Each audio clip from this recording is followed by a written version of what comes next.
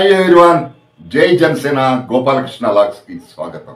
General గా ఒక మంత్రిని చూడంగానే జనరల్ పబ్లిక్ వచ్చే ఆలోచన ఏంటంటే వీడు డబ్బులు తింటాడురా, డబ్బులు సంపాదించడానికే మంత్రి పదవిరా అంటారు. ఇది ఆన్ ది రికార్డ్ ఎవరు మాట్లాడుకోరు, కానీ ఆఫ్ ది రికార్డ్ వ్యక్తిగత సంభాషణలో కానీ ఒక మంత్రిని చూసినప్పుడు కానీ జనరల్ ఒపీనియన్ వీడు బాగా సంపాదిస్తాడురా మంత్రి, ఒక జనరల్ ఒపీనియన్ సొసైటీలో బలంగా ఉండిపోయింది. మరి పవన్ కళ్యాణ్ గారు 6 మంత్రిత్వ శాఖలు నిర్వహిస్తున్నారు. మరి ఆయన పనితీరు ఎలా ఉంది? ఆంధ్రప్రదేశ్ ఉప ముఖ్యమంత్రిగా 6 మంత్రిత్వ శాఖలు, పంచాయతీరాజ్, గ్రామీణాభివృద్ధి, గ్రామీణ నీటి సరఫరా, పర్యావరణం, అడవులు, సైన్స్ అండ్ టెక్నాలజీ వంటి 6 మంత్రిత్వ శాఖలు నిర్వహిస్తున్న శ్రీ కొణిదెల పవన్ కళ్యాణ్ గారి ఈ 2 నెలల పరిపాలన ఏ విధంగా ఉంది అన్నది ఒక చిన్న విశ్లేషణగా ఈ వీడియో చేస్తున్నాను. స్వాతంత్ర దినోత్సవ వేడుకలకు సంబంధించి పవన్ కళ్యాణ్ గారు ఒక విషయం చెప్పేంత వరకు నాకే కాదు మీకు కూడా తెలిసి ఉండదు. ప్రతి సంవత్సరం జరుపుకునే స్వాతంత్ర దినోత్సవ వేడుకలు, రిపబ్లిక్ డే వేడుకలకు రాష్ట్ర ప్రభుత్వం నుంచి పంచాయతీలకు మినిమం అమౌంట్, అంటే మైనర్ పంచాయతీ అయితే 100 రూపాయలు, మేజర్ పంచాయతీ అయితే 250 రూపాయలు ఇస్తూ వస్తున్నారట. ఇది పవన్ కళ్యాణ్ గారు చెప్పేంత వరకు నాకు కూడా తెలీదు.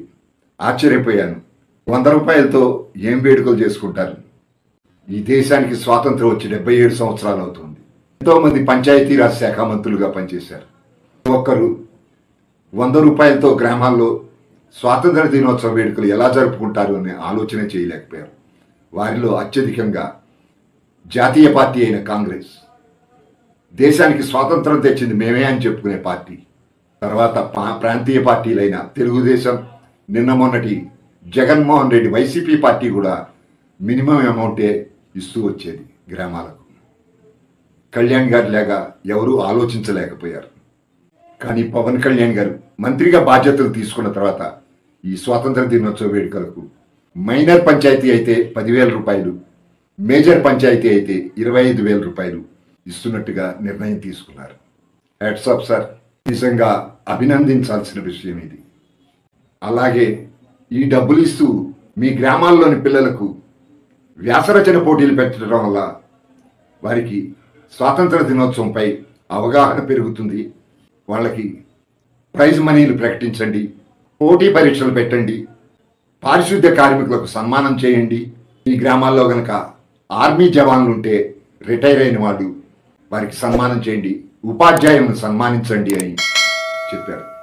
ఇదొక గొప్ప ఆలోచన, ఎవరికి రాని ఆలోచన. ఈ మొత్తం కార్యక్రమాలని నేరుగా సర్పంచుల ఆధ్వర్యంలోనే జరిపించాలని, వారికి పూర్తి అధికారాలు ఇచ్చి స్వతంత్రంగా పనిచేసే విధంగా వీలు కల్పించాలని చెప్పారు. ఇక సర్పంచులకు మంచి రోజులు వచ్చాయి. ఇది సర్పంచులకు శుభ పరిణామం. ఇప్పటి వరకు సర్పంచులకు ఏ అధికారాలు లేవు, అన్నీ లాగేశారు వాళ్ళ దగ్గర నుంచి.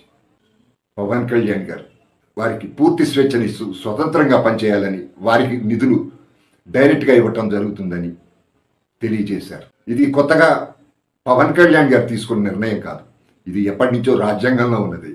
కాకపోతే పాత పాలక పార్టీలు పట్టించుకోలేదు, వేరే సమాంతర వ్యవస్థను తీసుకువచ్చారు. సర్పంచుల ఆధ్వర్యంలోనే ఈ స్వాతంత్ర దినోత్సవ వేడుకలు జరిపించాలని నిర్ణయం తీసుకున్నారు. సర్పంచులు తమ అధికారాలను ఉపయోగించుకోవాలి, స్వతంత్రంగా పనిచేయాలని పవన్ కళ్యాణ్ గారు అన్నారు. పంచాయతీలకు ఇచ్చే నిధులను పంచాయతీలోనే ఖర్చు పెట్టాలని, అది వేరే వాటికి డైవర్ట్ చేయకూడదని స్పష్టం చేశారు పవన్ కళ్యాణ్ గారు. కేంద్రం నుంచి వచ్చే నిధులను కూడా డైరెక్ట్గా సర్పంచుల అకౌంట్లోనే వేయాలని అన్నారు. ఇవన్నీ కళ్యాణ్ గారికి కొత్తగా వచ్చిన ఆలోచనలు కాదు, ఇంతకు ముందు ఉన్నవే. కాకపోతే గత పాలకులు, ప్రభుత్వాలు పట్టించుకోలేదు. ప్యారలల్గా మరో వ్యవస్థను రన్ చేశారు. చిత్తశుద్ధి లేదు వారికి, అంతే తేడా. అంతేకాకుండా జాతీయ ఉపాధి హామీ పథకంలో ఒకే ఒక్క రోజులో రాష్ట్రం మొత్తంలో ఉన్న 13,000కు పైగా గ్రామ పంచాయతీలు గ్రామ సభలను ఏర్పాటు చేసుకుని తమ గ్రామానికి ఏ ఏ పనులు కావాలో వారే నిర్ణయించుకునేలాగా ఒక తీర్మానం చేసి పంపించాలని పవన్ కళ్యాణ్ గారు స్పష్టం చేశారు. అలాగే జలజీవన్ మిషన్ ద్వారా కేంద్ర ప్రభుత్వం నుంచి నిధులు రాష్ట్రానికి వస్తాయని, వాటిని గత పాలకులు వాడుకోలేకపోయారని, అవి మనం సద్వినియోగం చేసుకోవాలని అన్నారు. ఇక్కడ నేను ఒకటి స్పష్టంగా చెప్పదలుచుకున్నాను. గాంధీజీ కలలు కన్నా గ్రామ స్వరాజ్యం ఇప్పుడు సాధ్యం కాబోతోంది. మనకిప్పుడు పవన్ కళ్యాణ్ గారు కొత్తగా వినూత్నంగా కనిపించవచ్చు, కానీ పవన్ కళ్యాణ్ గారికి మొదటి నుంచి దేశం అన్నా సమాజం అన్నా దేశభక్తి ఎక్కువ. దేశం తర్వాతే తన పార్టీ అంటాడు.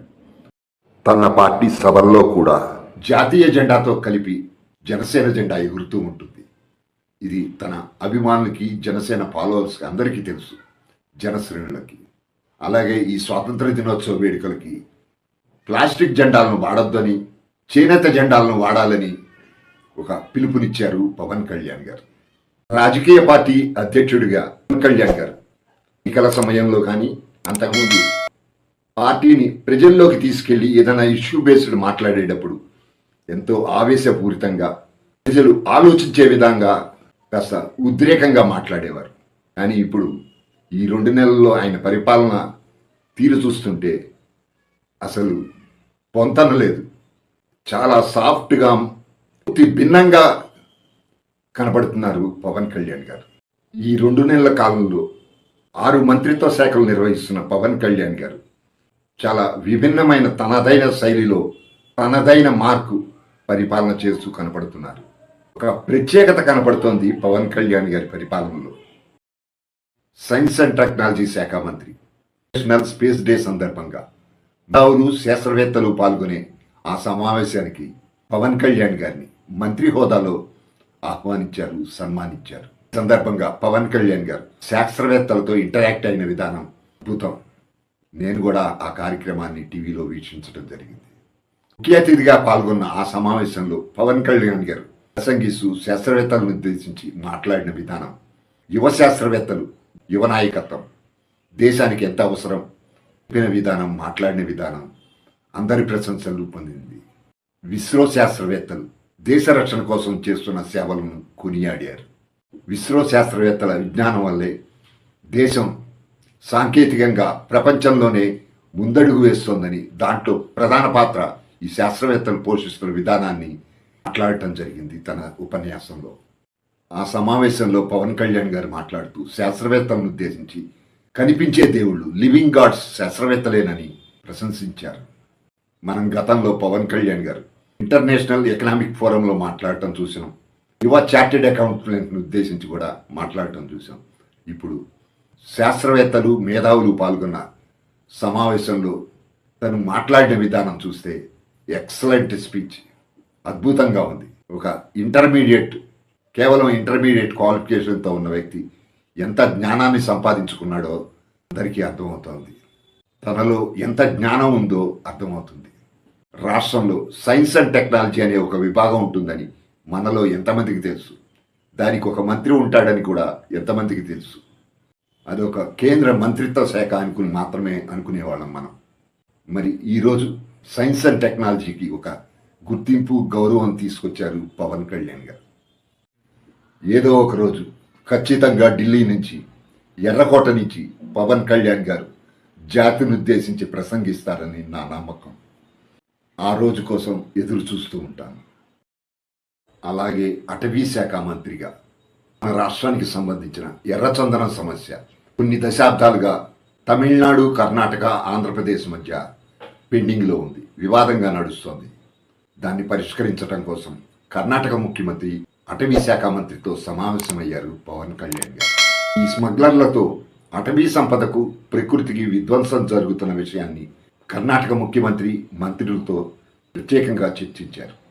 ఏనుగుల గుంపు వచ్చి చిత్తూరు జిల్లాలోని పంట పొలాలను ధ్వంసం చేస్తున్న విషయాన్ని, ప్రజలపై దాడి చేస్తున్న విషయాన్ని కూడా చర్చించడం జరిగింది పవన్ కళ్యాణ్ గారు. మరో ముఖ్యమైన విషయం, మన ఏనుగులు కర్ణాటక నుంచి ఇక్కడికి తెచ్చే ప్రయత్నం గతంలో అనేక ప్రభుత్వాలు చేశాయి, కానీ సాధ్యం కాలేదు.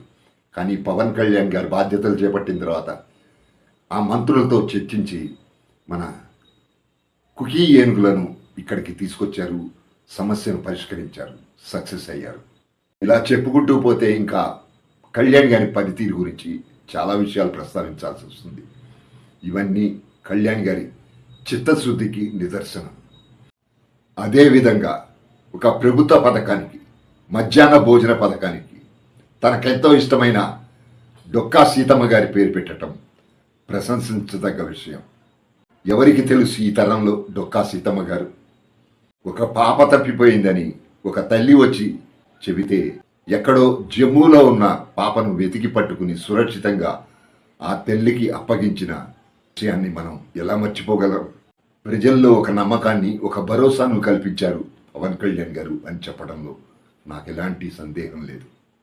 పవన్ కళ్యాణ్ గారు తన ఆశయాలకు అనుగుణంగా, ఆలోచనలకు అనుగుణంగా పనిచేసుకుంటూ వెడుతున్నారు. తనదైన శైలిలో ఒక మార్క్ క్రియేట్ చేస్తున్నారు పవన్ కళ్యాణ్ గారు. పవన్ కళ్యాణ్ గారి పరిపాలనా విధానం కారణంగానే కూటమి ప్రభుత్వానికి ఒక మంచి పేరు ప్రజల్లో వస్తుంది. పవన్ కళ్యాణ్ గారు ఉప ముఖ్యమంత్రిగా 6 మంత్రిత్వ శాఖలు నిర్వహిస్తున్న మొదటి రోజు నుంచి ఒక్కో సమస్యను పరిష్కరించుకుంటూ వెడుతున్నారే కానీ ఎక్కడ ప్రచారానికి కానీ ఆర్భాటానికి కానీ అవకాశం ఇవ్వటం లేదు. తన పని తాను కామ్గా చేసుకుంటూ వెళ్ళిపోతున్నారు. రోజుకు 18 గంటలు పనిచేస్తున్నారు. ఎలాంటి వివాదాలు లేవు, విమర్శలు లేవు. అనుభవం ఉన్న నాయకుల్లాగా, పరిణితి చెందిన నాయకుల్లాగా పనిచేసుకుంటూ కామ్గా వెళ్ళిపోతున్నారు. ఒక మంత్రిగా ఆయనకి పూర్వ అనుభవం లేదు, కానీ ఆయన పనిచేస్తున్న విధానం కానీ, పాలనాపరంగా సమీక్షలు, సమావేశాలు నిర్వహిస్తున్న తీరు కానీ చూస్తుంటే ప్రత్యేకమైన శైలి కనపడుతోంది.